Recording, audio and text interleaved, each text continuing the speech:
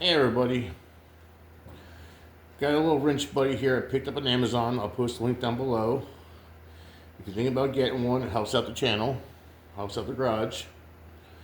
Anyway, why did I choose this style instead of one with the bar?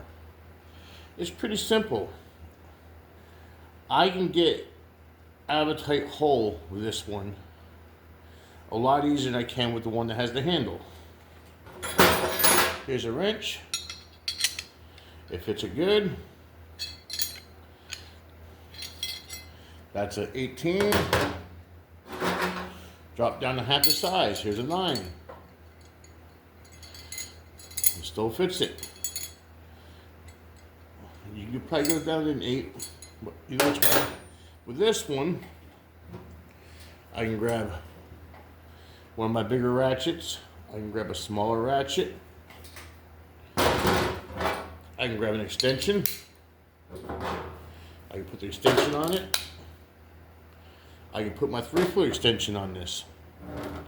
And it'll get me out of that tight area.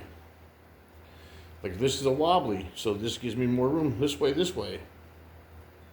I can put a swivel head. I can put a flex head ratchet on this. I can do so much more with this one than I can with the one with the arm. I can basically get myself out of a jam that's real tight hole with this one. And that's why I like it. That's why I choose it. It's about 3 inches by 2.5 maybe. So it does get into a small spot. And it doesn't matter where you're at. Prime example, when you're doing the 5-3, some of those spots are tight when you're doing the bell housing bolts. And you can get this right in there and get yourself a leverage bar, and you can get right out from underneath that little tight area. Put a little swivel on it if you want, and get yourself a 2-foot bar extension, get yourself an 8-inch. It's whatever you want to do in that particular time. That's why I choose this style over the other styles. It's pretty thick steel, what you want, has some decent weight.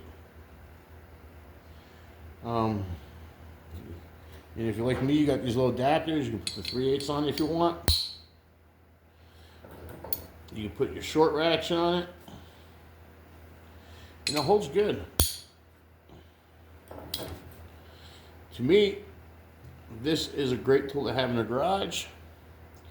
Even if you're a weekend warrior or do-it-yourselfer, we all get our hands in a spot that tears them up, trust me. And if this tool here can get your hand out of that spot where you're not going to smash your knuckles, it's worth a lot more than $10, that's damn sure. And I don't even think I spent $10 on this thing. But like I said, I'll post the link down below. And if you're interested, check it out. Thanks for watching.